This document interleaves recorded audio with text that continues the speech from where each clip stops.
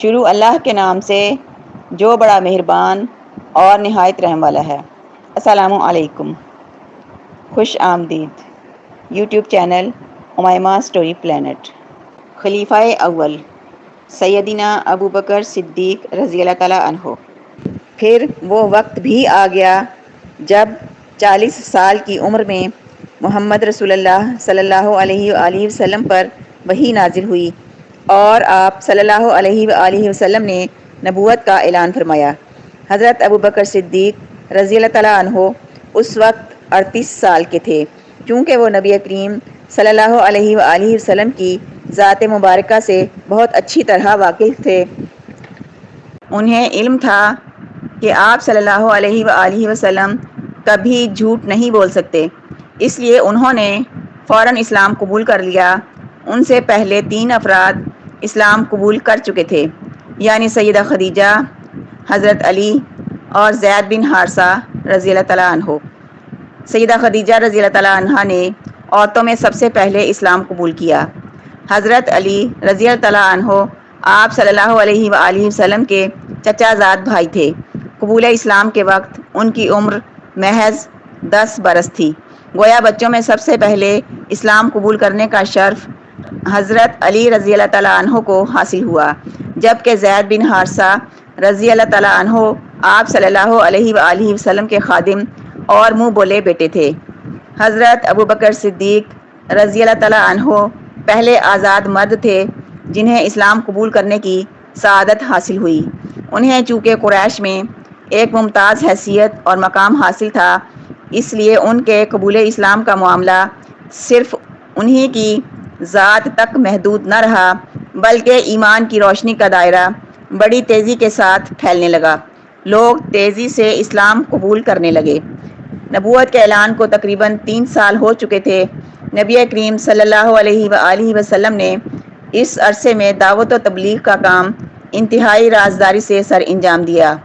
آپ صلی اللہ علیہ وآلہ وسلم کی توجہ زیادہ تر ان لوگوں کی طرف تھی جو باشعور اور سمجھدار تھے، کیونکہ ایسے ہی لوگوں سے امید کی جا سکتی تھی کہ جب ان کے سامنے اسلام کی دعوت پیش کی جائے تو وہ جھگڑا نہیں کریں گے، ایمان کی سچائی کو دل و جان سے تسلیم کر لیں گے، اور اس کام میں حضرت ابو بکر صدیق رضی اللہ تعالیٰ عنہ نے آپ صلی اللہ علیہ وآلہ وسلم کا پورا ساتھ دیا۔ عام لوگوں میں اسلام کی دعوت پہنچانے کے ساتھ ساتھ انہوں نے قریش کے بڑے بڑے لوگوں کو بھی حق کا پیغام سنایا، جس کے نتیجے میں سیدنا عثمان، طلحہ، زبیر، سعد بن ابی وقاص اور عبد الرحمن بن عوف رضی اللہ تعالیٰ عنہ جیسے بلند مرتبت لوگوں نے اسلام قبول کر لیا۔ ان 3 سالوں کی تبلیغ کے نتیجے میں تقریباً 150 افراد نے اسلام قبول کیا۔ اسلام قبول کرنے والے اپنے اسلام کو کافروں سے چھپا کر رکھتے تھے۔ نمازیں چھپ کر پڑھی جاتی تھیں تاکہ کافروں کو اس بات کا علم نہ ہو اور ان کے خلاف کوئی طوفان نہ اٹھ کھڑا ہو۔ لیکن راز تو ہوتے ہی کھلنے کے لیے ہیں، بھید کتنا بھی چھپایا جائے، وقت کے ہاتھوں اس پر سے پردہ اٹھ کر رہتا ہے۔ ایک دن کچھ کافروں نے مسلمانوں کو نماز ادا کرتے ہوئے دیکھ لیا، بس پھر کیا تھا، انہوں نے انہیں خوب برا بھلا کہا، باپ دادا کا مذہب چھوڑنے پر ملامت کی۔ اس بات کی اطلاع اللہ کے رسول صلی اللہ علیہ وآلہ وسلم کو ہوئی تو انہوں نے مسلمانوں کو اپنے ایک پیارے صحابی ارقم بن ابی ارقم رضی اللہ تعالیٰ عنہ کے مکان میں نماز کے لیے جمع ہونے کی ہدایت کر دی۔ یہ مکان اپنے محل وقوع کے اعتبار سے بہت محفوظ تھا۔ صفا پہاڑی قریب ہونے کی بنا پر کافروں کے لیے حملہ کرنا آسان نہیں تھا، چنانچہ مسلمانوں نے قدر اطمینان اور سکون سے اس مکان میں نماز پڑھنا شروع کر دی۔ لیکن یہ سکون عارضی تھا۔ نبوت کا 4تھا سال تھا۔ اللہ تعالیٰ کے حکم سے نبی کریم صلی اللہ علیہ وآلہ وسلم نے اسلام کی کھلم کھلا تبلیغ شروع فرمائی تو مصائب کے نئے دور کا آغاز ہو گیا۔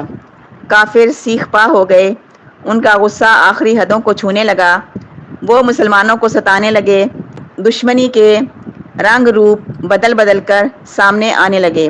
تقریباً 9 سال مسلمانوں نے یہ ظلم و ستم برداشت کیے، لیکن کفار کی اذیتیں اور تکالیف دین حق کا راستہ نہ روک سکیں۔ اسلام قبول کرنے والوں کی تعداد دن بدن بڑھتی گئی۔ مصائب برداشت کرنے والوں میں حضرت ابوبکر صدیق رضی اللہ تعالیٰ عنہ بھی شامل تھے۔ انہوں نے اپنا تمام تر مال اسلام کی خاطر وقف کر دیا تھا۔ ان کے پاس تقریباً 40,000 درہم تھے۔ اس میں سے زیادہ تر رقم انہوں نے غریب مسلمانوں کو کافروں کے پنجے سے آزاد کروانے کے لیے اور اسلام کی ترقی کے لیے استعمال کر ڈالی۔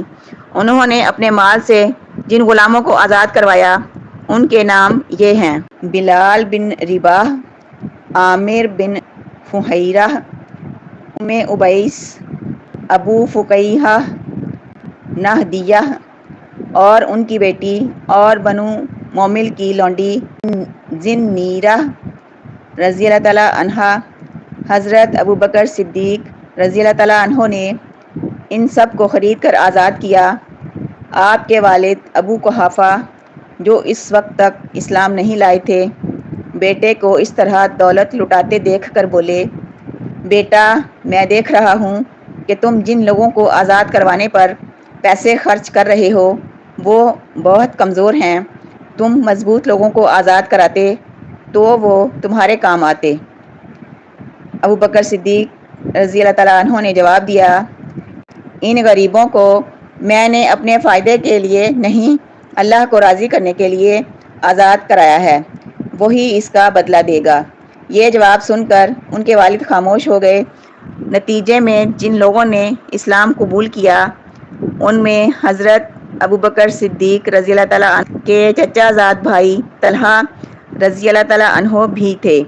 ان کے اسلام قبول کرنے کا حال قریش کے ایک سردار کو معلوم ہوا تو اس نے اپنی اسلام دشمنی کا ثبوت دیتے ہوئے سیدنا طلحہ اور حضرت ابوبکر صدیق کو رسی سے باندھ کر خوب مارا پیٹا، لیکن اس کا ہر ظلم و ستم ان کے ارادوں کو پختہ کرتا رہا اور وہ اسلام پر قائم رہے۔ ایک روز نبی کریم صلی اللہ علیہ وآلہ وسلم خانہ کعبہ میں تشریف لے گئے۔ کافروں نے دیکھا تو موقع غنیمت جان کر آپ صلی اللہ علیہ وآلہ وسلم کو ستانے پر تل گئے اور آپ صلی اللہ علیہ وآلہ وسلم کو گھیرے میں لے لیا۔ حضرت ابوبکر صدیق رضی اللہ تعالیٰ عنہ کو کافروں کی اس حرکت کی خبر ہوئی تو فوراً کعبے کا رخ کیا اور کفار مکہ سے کہا: تم پر افسوس ہے، تم ایک ایسے شخص کو مارے ڈالتے ہو جو کہتا ہے کہ میرا رب اللہ ہے، حالانکہ وہ اللہ کی صاف نظر آنے والی نشانیاں لے کر تمہارے پاس آیا ہے۔ حضرت ابوبکر صدیق رضی اللہ تعالیٰ عنہ کا اتنا کہنا تھا کہ کافر اور بھی طیش میں آ گئے۔ انہوں نے رسول اللہ صلی اللہ علیہ وآلہ وسلم کو تو چھوڑ دیا، لیکن حضرت ابوبکر صدیق پر پل پڑے، مار مار کر ان کو لہو لہان کر دیا، لیکن وہ مار کھا کر بھی بس اتنا کہتے تھے: اے عزت اور شان والے اللہ، تیری ذات بہت برکت والی ہے۔ مار کھاتے کھاتے بے ہوش ہو کر گر پڑے۔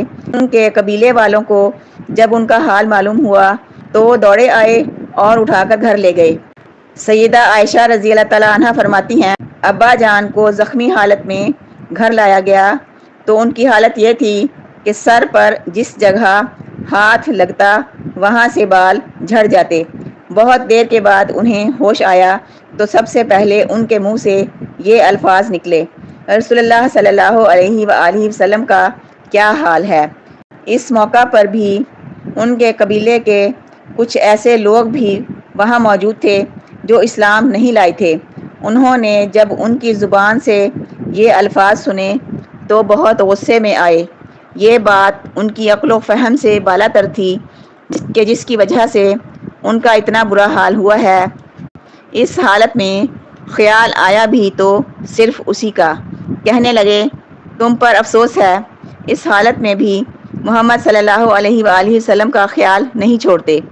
ان لوگوں کے جانے کے بعد حضرت ابوبکر صدیق نے رضی اللہ تعالیٰ عنہ نے اپنی والدہ سے پھر وہی سوال پوچھا، گو کہ ان کی والدہ ابھی تک اسلام کی روشنی سے محروم تھیں، لیکن پھر بھی بیٹے کی محبت نے ان کے رشتے کو کمزور نہیں پڑنے دیا تھا۔